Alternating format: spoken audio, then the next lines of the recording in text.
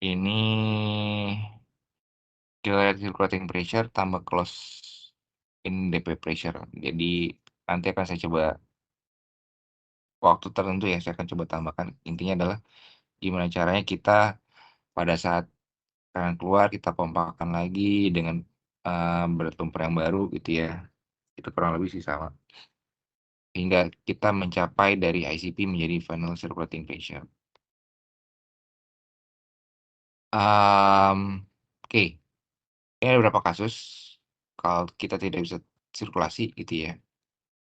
Nozzle bit tersumbat total sehingga kita tidak bisa memompakan, mau itu lumpur baru, mau lumpur lama, kita tidak bisa memompakan sirkulasi. Nozzle di bit kita tersumbat, bisa karena adanya maupun kating-kating kita masuk ke dalam nozzle bit sehingga menjadikan tersumbat. Kedua, terjadi migrasi fluida di bawah bit of bottom. Oke, yang ketiga, pipe patah atau berlubang di atas influx. Nah, ini sangat bahaya sekali kalau pipe kita patah atau berlubang di atasnya influx. Sumur tertutup di blind drums. Nah, kalau sudah di blind drums, udah nggak bisa diapa-apain lagi. Kalian sudah namanya udah potong casing semua, udah nggak bisa. Kalian harus tinggalin sumur. Kalian nggak bisa apa-apain lagi. Kalian harus side track atau kalian lakukan semen. Kurang lebih itu sih. Karena sumurnya sudah ditutup di blind drums. Pompa tidak bisa digunakan dengan rangkaian pipa bor tidak terisi penuh dengan lumpur. Oke. Maaf bang. Apa? Maaf bang, ini PPT-nya kok masih yang itu ya, yang white and white method? Atau saya yang nge-lag kali ya? Seriusan? Di sini udah. Belum berubah bang, maaf bang. Udah berubah. Yang nozzle bit tersumbat bang di saya. Oh ya udah. Tersumbat kan Saya ya? berarti ya. Udah bang, udah bisa bang. Udah, terus sudah Ya, saya refresh. ya bang, udah bang. Makasih ya bang. Tenang, mungkin handphonenya juga butuh istirahat kayaknya. Belum tahu. Ini, kita bentar lagi ya. Sampai jam 12 aja kita nggak terlalu lama-lama. Sabtu kita santai, teman-teman juga masih puasa. Oke, ada pertanyaan di sini? Kasus yang tidak bisa sirkulasi ya pompa tidak bisa digunakan dan rangkaian pipa bor tidak terisi penuh dengan lumpur. Gas masuk ke dalam rangkaian pipa bor. Ini juga sangat bahaya sekali kalau gas masuk ke dalam rangkaian pipa bor, gitu ya. Karena kita nozzle ini mungkin nozzle-nya udah wear juga atau aus gitu ya. Sehingga gas pun bisa masuknya melalui pipa bor atau dalam diri pipa kita. Nah, volumetric method, metode tanpa sirkulasi. Tujuannya gimana? Tetap sama, menjaga BAP konstan. Digunakan apabila hanya sedikit atau tidak ada pipa bor di lubang. Wash out di rangkaian pipa bor saat tidak bisa sirkulasi, nozzle tersumbat, cok, rusak, dan sebagainya. Volumetric. Nah, prosedurnya influx dibawa ke permukaan dengan jalan migrasi dan pengembangan gas yang terkendali. Nah, ini pengertiannya kalau kita menggunakan tadi konsepnya sumur terbuka pada saat influx terjadi. Saat influx di bleed off dari sumur dan sebagian dengan volume lumpur yang dipompakan di annulus lubrication. Jadi gini, saat influxnya keluar, kita pompakan dengan lumpur bor dari annulus. Kalau biasanya kita pompakan melalui pipa bor, gitu kan, pipa BH kita pompakannya melalui annulus kita. Oke. Saat sumur sudah pada level terkendali, kemudian bisa dilakukan tripping, stripping, atau perbaikan sebagainya. Sorry gini kalimatnya adalah kalau sumur sudah terkendali, bisa dilakukan tripping, stripping, atau perbaikan sebagainya. Jadi misalkan kalian ada terjadi tersumbat di cok, terjadi tersumbat di nozzle, kalian bisa ganti semua rangkaian BHA, tapi selama kalian sudah menangani kick kalian dengan cara volumetric ini, apapun bisa. Nah, volumetric ini biasanya dengan berat lumpur baru ya biasanya. Jadi seberat apapun kita bleed off lumpur kita, cuma jangan sampai melebihi Frank gradient dari formasi kita. Kalau yang terjadi, ya kita pecah formasi juga di bawah. Sumur dapat diatasi atau disirkulasi dengan metode yang sesuai. Oke. Ini caranya. pH tetap konstan, gitu ya. Yang pasti ini akan terus naik, casing pressure kita akan terus naik. Cuma perlu kita tambahkan namanya volumetrik kita ke dalam lubang bor kita melalui anus tadi, ya. Ini langkah-langkahnya. Catat SCP, lead gain dan initial start in time. Membiarkan tekanan casing naik 100 psi P1 gitu kan. Safety factor P2 sama SCP ditambah dengan P1. Selanjutnya juga sama. Kita tidak boleh melebihi dari MSP. Kemarin ada hitungan MSP kan ya. Tujuan supaya kita berapa besar maksimum allowable surface pressure kita. Nah, P3 working pressure ini kurang lebih hitungannya sama SCP tambah P1 P3 sama dengan P2 P3. Ini kalian tinggal baca. Kalau kalian bingung, hitung jarak migrasi sesuai dengan P3 menggunakan rumus 18. 18 yang tadi sudah di atas kita bahas. Hitung volume fluida sesuai dengan kenaikan tekanan, volume to bleed off, ya. Saat tekanan dan mulus naik di atas P4, bleed off volume tersebut di step 4. Sesudah di bleed off, biarkan tekanan meningkat sebagai tekanan baru P5 dan ulangi lagi sampai tekanan casing stabil. Intinya kita berapa besar pressure yang kita keluarkan, kita isikan dengan dengan volume yang sejumlah tekanan yang kita keluarkan. Kurang lebih itu ya, volumetric. Come out si bleeding ini ada proses bleeding and lubricating di casing rendah. Ini kurang lebih sama. Pada saat kita udah di atas, kita pompain lagi, kita isi lagi. Kayak misalkan kalian punya fluida Coca-Cola gitu kan, gasnya mulai keluar, kalian isi lagi, terus, sehingga rasa Coca-Colanya tidak bersoda lagi. Nah, itulah metode dari volumetric. Gampangnya situ ya. Kalau kalian punya minuman bersoda, kalian tuang ke dalam gelas, kalian sudah mulai bersoda gitu ya, gasnya mulai keluar, kalian isikan dengan air atau berat tertentu. Nah, sampai titik di mana gasnya mulai keluar. Bentar ya, saya coba, ada telepon masuk.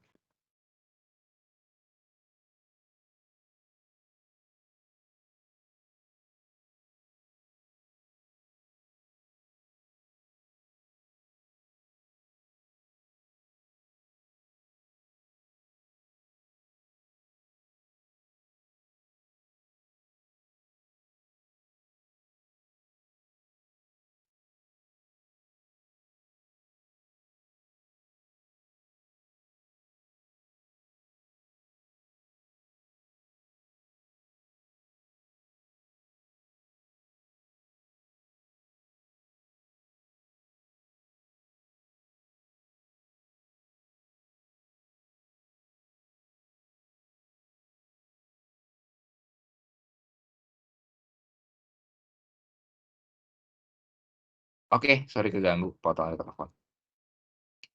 Nah, ini juga sama, kurang lebih. Tadi sampai mana yang saya jelasin nih? Coca-Cola ya? Air bersoda. Ya bang. Oke. Kalau kalian tuangin air bersoda di dalam gelas, yang tadinya di dalam botol, terus keluar, kan gasnya mulai keluar ya, betul kan? Misalkan Betul, Bang. di bibir gelas di penuh, sudah di gelasnya penuh, cuma gasnya sudah mulai keluar. Agar volume kalian tetap sama, tinggi volume kalian sama sesuai dengan si gelas, kalian tambahkan dengan fluida apapun gitu ya. Tujuannya apa? Tujuannya supaya gas tersebut mulai keluar perlahan. Oke. Kalian tambahkan lagi, yang pasti gasnya akan terus berkeluar. Nah, itulah tadi metode si volumetric. Tujuannya ke sana. Kita mengeluarkan gas dengan menambahkan sejumlah fluida pengganti akan adanya gas yang keluar dari tadi cairan si contohnya air bersoda tadi ya. Itu paling gampang logikanya. Metode bullheading. Oke, metode bullheading ini jika metode standar kill well tidak mungkin atau mengakibatkan kondisi kritis dalam pengendalian sumur saat perhitungan kick menunjukkan bahwa tekanan di casing melebihi MSP atau rating tekanan di peralatan di permukaan. Saat terjadi situasi kombinasi loss and kick, bahaya karena H2S atau gas di tekanan tinggi yang tidak bisa ditangani dengan aman oleh personal elektrik yang peralatannya. Ini untuk bullheading sebenarnya sih kurang lebih kondisinya sangat kritis banget gitu ya. Jadi perhitungan kick menunjukkan bahwa tekanan di casing melebihi MSP. Ini sangat bahaya dan rating tekanan di peralatan dari peralatan di permukaan itu sangat minim. Jadi kita punya peralatan yang ratingnya rendah. Misalkan tekanan kita itu adalah 2000 PSI, kita punya rating peralatan itu cuma 1500 maksimum. Nah, fungsi bullheading ini adalah tujuannya supaya kita jangan sampai peralatannya pecah, rusak dan sebagainya akibat kita melakukan power control. Gitu ya. Bahaya terjadi saat kombinasi loss and kick. Bahaya gas 2S juga sangat tinggi. Biasanya kalau nggak bisa terjadi, kita butuh orang yang expert yang kan H2S itu kalau semakin tinggi kadarnya akan tidak tercium. Semakin tinggi tidak tercium dan kalian akan langsung pingsan dan kalau misalkan tidak langsung ditangani kalian akan lewat meninggal. Gitu ya. Nah, bullheading seperti apa? Bullheading adalah mendorong influx masuk ke dalam formasi paling rendah. Paling lemah. Jadi namanya bullheading ini adalah kita mencoba untuk memompakan dari anulus, gitu ya. Dari anulus dengan berat lumpur yang baru, dengan rumput yang lebih berat, tujuannya adalah supaya kita menekan influx kita masuk ke dalam formasi terdekat atau yang paling lemah formasinya. Tujuan bullheading sana. Umumnya dipakai di operasi walkover. Oke. Lumpur dipompa melalui anulus secara kontinu sampai semua influx terdorong kembali ke dalam formasi kita. Nah, bullheading ini tujuannya adalah kita memompakan kembali influx ke dalam lubang bor atau formasi yang paling lemah. Ada pertanyaan di sini? Ada. Ini konsepnya Bang, kalau kita punya, ya gimana? abang itu misalkan inflaknya kan masuk nih, itu ada kemungkinan matnya juga masuk nggak ya bang? Kemungkinan pasti akan ada juga. Kemungkinan iya. Makanya tadi kan ada lost kick pasti ada kan pembahasan di sini. Terjadi situasi kombinasi loss dan kick. Ini pasti akan terjadi. Pertanyaannya, mungkin nggak matnya kita akan masuk ke formasi juga? Iya. Makanya pada saat bullheading, situasi kondisinya bisa terjadi loss dan juga terjadi kick. Jadi ada berbarengan. Dan itu harus yang benar-benar siap, yang certified mengerjakan kegiatan bullheading ini. Oke. Dan sebisa mungkin kita nggak menghadapi sampai bullheading seperti ini. Makanya pada saat planning kita harus tahu rating peralatan kita berapa PSI, berapa pressure harus kita gunakan termasuk casing, tubing dan sebagainya supaya tidak terjadi kondisi seperti ini. Oke. Nah, ini adalah pada saat kita sumur-sumur horizontal. Begitu juga horizontal. Ini kan kita akan bahas dengan namanya horizontal wellhead. Nah, saya akan coba.